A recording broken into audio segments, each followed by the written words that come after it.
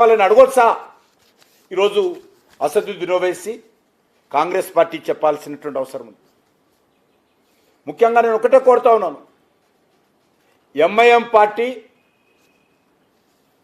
మహిళల యొక్క హక్కులకు వ్యతిరేకమైనటువంటి పార్టీ. ఏ రకమైనటువంటి హక్కులు, ఏ రకమైనటువంటి అధికారాలు, అది సామాజికంగా కానీ, రాజకీయంగా కానీ, ఆర్థికంగా కానీ మహిళలకు ఉండకూడదని కోరుకునేటువంటి party Majlis party, MIM party. అలాంటి పార్టీతో కాంగ్రెస్ పార్టీ, అలాంటి పార్టీతో బీఆర్ఎస్ పార్టీ అంట కాగి ఈరోజు ఈ యొక్క రిజర్వేషన్స్ యొక్క చట్టాన్ని, నియోజకవర్గాల పునర్విభజన చట్టాన్ని ఈరోజు అడ్డుకుంటున్న విషయాన్ని సందర్భంగా మనవేస్తున్నాను. అంతేకాదు, మహిళల రిజర్వేషన్ జరిగితే ఓల్డ్ సిటీలో మహిళా పాపులేషన్ ఎక్కువ, మజ్లిస్ డామినేటెడ్ ఉన్నటువంటి ఏరియాలో మహిళల పాపులేషన్ ఎక్కువ. ఎక్కడ మహిళలకు మజ్లిస్ పార్టీ ఎమ్మెల్యేలు ఉన్నటువంటి ప్రాంతంలో, మహిళల ఎంపీ ఉన్నటువంటి ప్రాంతంలో ఎక్కడ మహిళలకు రిజర్వేషన్ జరుగుతుందనేటువంటి కుట్రతో, మహిళల మీద వివక్షతతో, మహిళల మీద అక్కస్తో, మహిళల మీద కక్షతో ఈరోజు ఎంఐఎం పార్టీ ఈ యొక్క రిజర్వేషన్స్ వ్యతిరేకిస్తుంటే దానికి రేవంత్ రెడ్డి వంత పాడతాడు, దానికి ఈరోజు కేటీఆర్ వంత పాడతాడు. నేను ఒకటే అడుగుతా ఉన్నాను, మత ఛాదసవాదంతో ఎంఐఎం పార్టీ తన ఇన్ఫ్లుయెన్స్ను ఈ రెండు పార్టీల మీద మరి ప్రయోగిస్తున్నది. నేను ఒకటే అడుగుతా ఉన్నాను, అనేక సంవత్సరాలుగా జిహెచ్ఎంసీలో కార్పొరేషన్లో మహిళలకు సీట్లు ఉన్నాయి. ఎంఐఎం పార్టీ నుంచి తప్పదు పరిస్థితుల్లో పెట్టారు పోటీకి. ఏ ఒక్క కార్పొరేటర్ పేరైనా సరే, సుమారు 30 సంవత్సరాలు అయింది కదా, మహిళా కార్పొరేటర్స్ అక్కడక్కడ మజ్లిస్ పార్టీ గెలుస్తున్నారు కదా, ఏ ఒక్క కార్పొరేటర్ అయినా, ఎవరైనా కార్పొరేటర్ పేరు హైదరాబాద్ నగరంలో చెప్పగలుగుతారా? వాళ్ళని కార్పొరేటర్ అయినా కూడా ఇంటి నుంచి కాలుకు బయట పెట్టనివారు. వాళ్ళు కార్పొరేటర్గా గెలిచిన తర్వాత కూడా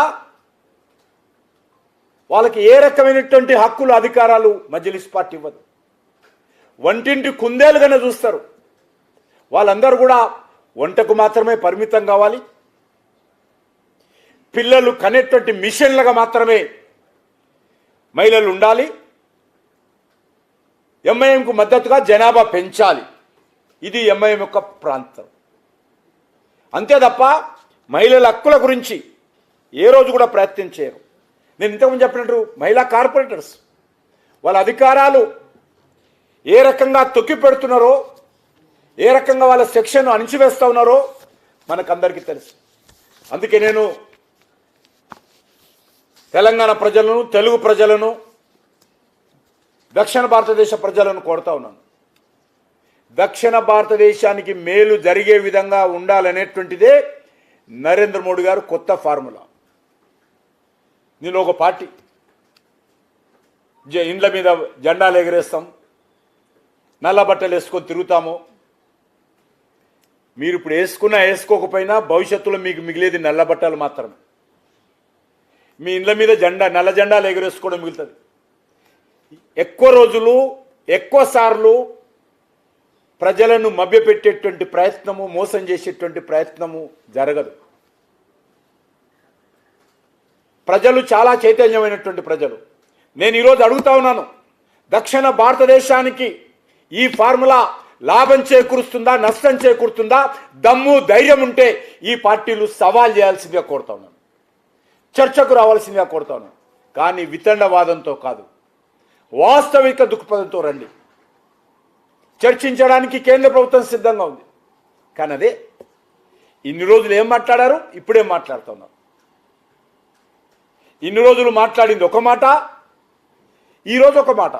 మీరు రాజకీయ దురుద్దేశంతో తీసుకొస్తున్నారు. అదే దక్షిణ భారతదేశానికి నష్టం జరగొద్దు, తెలంగాణకు నష్టం జరగొద్దు, ఆంధ్రప్రదేశ్కి నష్టం జరగొద్దు, కర్ణాటక నష్టం జరగొద్దు, కేరళకు నష్టం జరగొద్దు, తమిళనాడుకు నష్టం జరగొద్దు అనేటువంటి ఉద్దేశంతో ప్రజల యొక్క సెంటిమెంట్ను అర్థం చేసుకొని ఉత్తర భారతదేశంలో జనాభా పెరిగినప్పటికీ కూడా, బీహార్లో జనాభా పెరిగినప్పటికీ కూడా, మధ్యప్రదేశ్లో రాజస్థాన్లో జనాభా పెరిగినప్పటికీ కూడా, దక్షిణ భారతదేశంలో జనాభా తగ్గినప్పటికీ కూడా అన్ని రాష్ట్రాలకు సమాన స్థాయిలో సమాన నిష్పత్తిలో సీట్లు పెంచుదాము. రాజకీయంగా ఈరోజు అన్ని ప్రాంతాలలో, అన్ని రాష్ట్రాలలో, అన్ని జిల్లాలలో కూడా ప్రజలు ముందుకు రావాలని కోరుకుంటున్నారు. మహిళలు ముందుకు రావాలని కోరుకుంటున్నారు. కొత్త నాయకత్వం రావాలని ప్రజలు ఆకాంక్షిస్తున్నారు. బడుగు బలైన వర్గాల నాయకత్వం రావాలని ఆకాంక్షిస్తున్నారు. కాబట్టి ఆ వర్గాలకు మేలు చేయాలి, ఆ వర్గాలకు న్యాయం జరగాలి.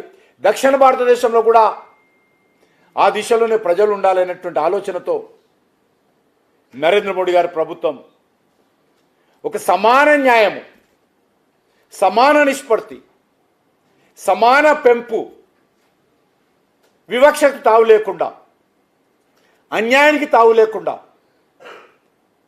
విభేదాలకు తావు లేకుండా ఈ యొక్క ఫార్ములాను అందరికంటే ముందు ఎవరు సమర్థించాలంటే దక్షిణ భారతదేశానికి సంబంధించినటువంటి రాజకీయ పార్టీలు. దక్షిణ భారతదేశం అన్యాయం అయిపోతుంది, మేము యుద్ధం చేస్తాము, విడిపోతామని చెప్పడం కాదు. ఈరోజు నరేంద్ర మోడీ గారికి ఫోటో ఈరోజు రాజకీయ పార్టీల ఆఫీసుల్లో పెట్టాలి.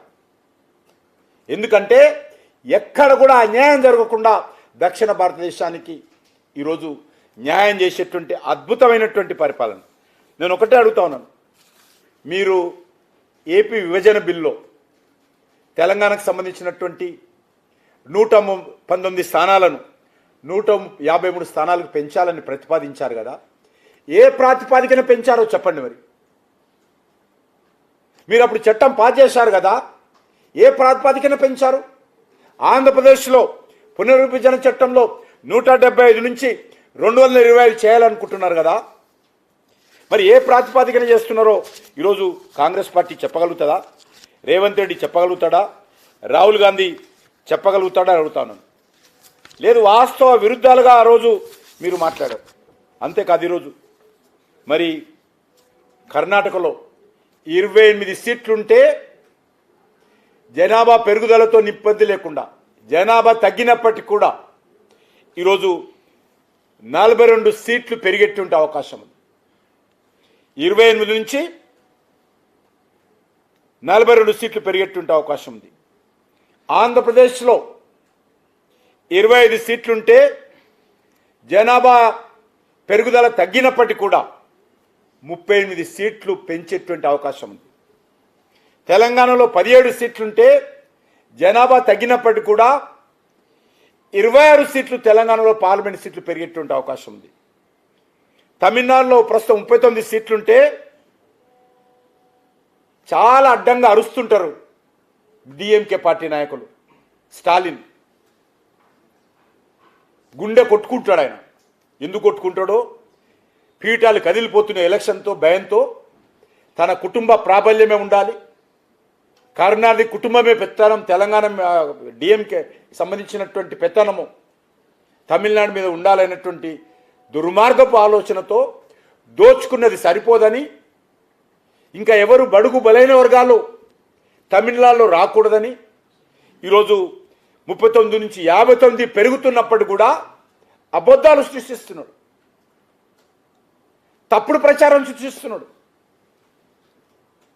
కేరళలో 20 సీట్లున్నాయి, ఇప్పుడు 30 సీట్లు పెరుగుతాయి. ఇది వాస్తవాలను కళ్ళ ముందు కనిపించేటువంటి వాస్తవాలను ఈ రకంగా ఉంటే ఈరోజు మీరు తప్పుడు ప్రచారం చేయడం, మరి ఇదే నిష్పత్తిలో ఉత్తరప్రదేశ్ ఉంటుంది, ఇదే నిష్పత్తిలో బీహార్లో ఉంటుంది, ఇదే నిష్పత్తిలో ఉత్తర భారతదేశం ఉంటుంది, ఇదే నిష్పత్తిలో మధ్య భారతదేశం ఉంటుంది. అసెంబ్లీ సీట్లు కూడా ఇదే విధంగా ఉంటాయి. అసెంబ్లీ సీట్లు కూడా తెలంగాణలో 50% పెరుగుతాయి. ఎందుకు వద్దంటున్నారు చెప్పాలి రేవంత్ రెడ్డి. ఎందుకు వద్దంటున్నారో 50% అసెంబ్లీ సీట్లు పెరిగితే మీకు వచ్చేటువంటి నష్టమైంది చెప్పాలా. తెలంగాణ రాష్ట్రంలో 50% సీట్లు పెరిగితే అనేక కొత్త యువత పోటీ చేయడానికి అవకాశం ఉంటుంది. అనేక